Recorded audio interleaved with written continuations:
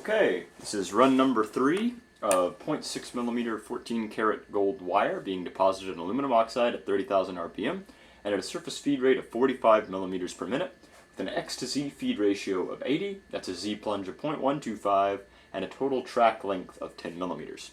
So without further ado, I'm going to start the spindle at 30,000 RPM and start the deposition.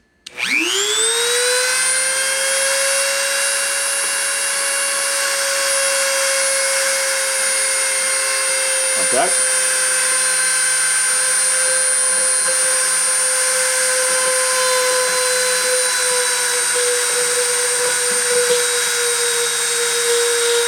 Starting the position.